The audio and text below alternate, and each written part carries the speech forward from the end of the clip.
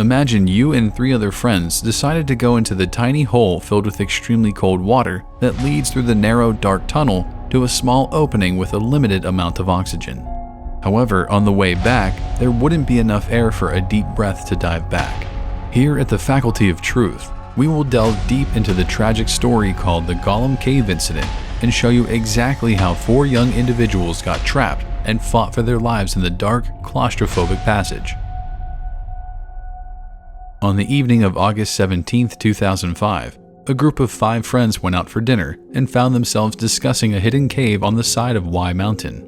During the conversation, one of the girls in the group, Jennifer Gilbreth, began sharing her experience with the popular cave. She recounted a previous frightening incident where she had passed out from the cold but managed to make it out safely. The group playfully nicknamed the cave of Death. Eventually, Jennifer convinced her friends to give it a try, reassuring them that they would be able to hold their breath and swim the 15 feet to the other secret cave inside. Blake Donner, Scott McDonald, and Ariel Singer all agreed to join the adventure. However, a 5th friend, Joseph Ferguson, decided against crawling into the rocky mouth of the cave with them. He opted to stay outside, patiently waiting for their return. Initially, the cave may not seem inviting, with its water-covered surface and a height of just 4 feet. Entry involves crouching down and maneuvering through the nearly 100-foot entrance tunnel within a shallow stream. Although this might not attract typical hikers, individuals familiar with the hidden cave inside are drawn to the enticing challenge. The secret section of this cavern necessitates lowering yourself through an 18 by 24-inch water-filled hole in the ground. Those who have explored the cave before mention that it's easy to become disoriented and panic in the underwater tunnel due to its small, dark space. That night, the group decided to challenge themselves in this cold and unwelcoming cave. It was almost 4 in the morning by the time they reached the cave area. At a fork inside the cave, the group, with only a single flashlight, followed a wet path that veered to the right. They traveled another 50 feet before reaching a cavern with a hole in the ground leading to an underwater tunnel. One at a time, they mustered the courage to lower themselves into the narrow, dark passage filled with cold water. After 15 minutes of, "No, you go first," Jennifer decided to take the lead since she was the only one who had been there before. They observed her head disappearing under the water, creating a small ripple as she moved through to the other end.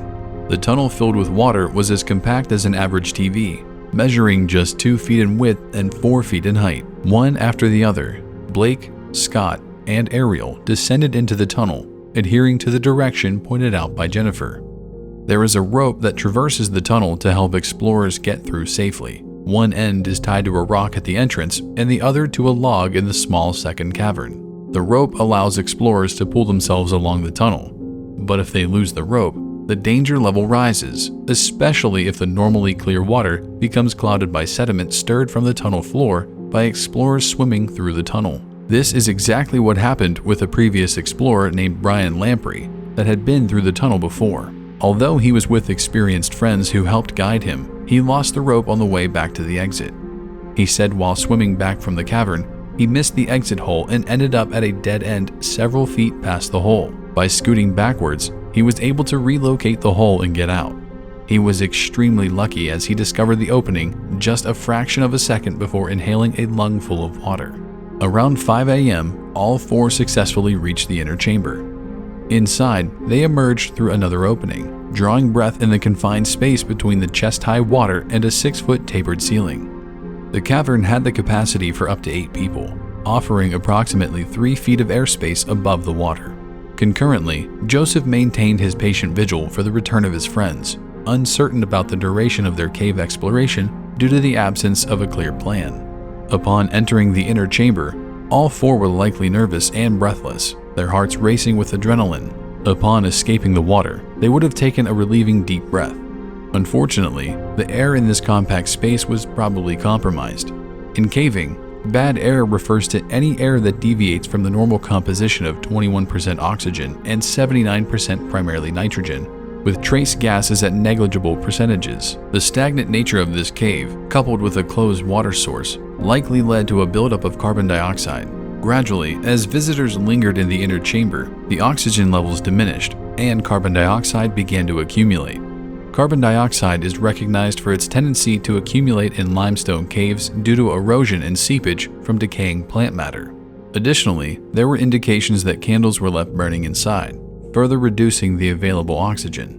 With no airflow, carbon dioxide would have concentrated at higher levels near the water. Once inside the cave, they may have swiftly realized the difficulty in breathing and the urgency to leave immediately. Due to the small size of the entrance hole, only one person could navigate the narrow tunnel and descend through the exit hole at a time. Jennifer, being the first to exit, struggled to locate the exit hole before running out of breath. It's likely that she experienced the reduced capacity for breath holding. If the oxygen level hovered around 10 to 12% in the cave, she would have had a mere 1 minute of breath holding before losing consciousness. Additionally, she might have lost the rope in the water clouded by sediment, further complicating an already hopeless situation. After 45 minutes, Joseph decided to crawl inside the cave and check the watery hole, but there was no sign of the flashlight or movement of the group. Ferguson grew nervous and began calling other friends who were familiar with the cave.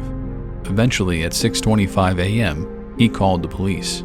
Unaware of Jennifer's struggle, her companions, Ariel, Blake, and Scott, remained trapped in the inner cave, suffocating in the stagnant air. After a brief countdown, Ariel, feeling the effects of increased carbon dioxide, pushed herself forward, desperately seeking the opening in the narrow, dark passage. With a burst of energy, Ariel swam through the water, her hands reaching out for the elusive exit. The reality of feeling her friend's lifeless body in the confined space heightened the panic.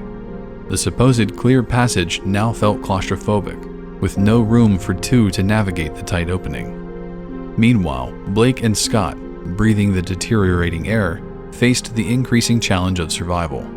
The discomfort intensified, and with each passing minute, the urgency to escape grew. As the next friend, Blake, entered the water-filled tunnel, the encounters with Ariel and Jennifer heightened the chaos. Confused and unnerved, the small, dimly lit space offered no respite.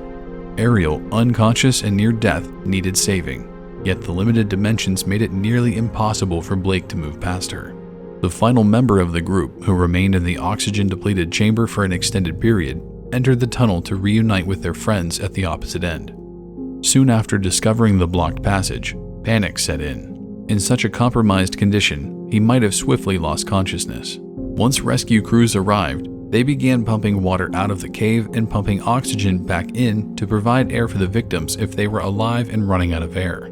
The pumping lowered the water level by 2 feet, allowing them to safely enter and begin searching. It was nearly 4 hours from the time of the call to the police before searchers discovered the first body in the underwater tunnel. Amidst the darkness and desperation, Jennifer's lifeless body was discovered just inside the tunnel. After hours of effort, Ariel, Blake, and Scott were found together, facing the exit hole. Jennifer's body might have blocked the way for the other three as they tried to get out.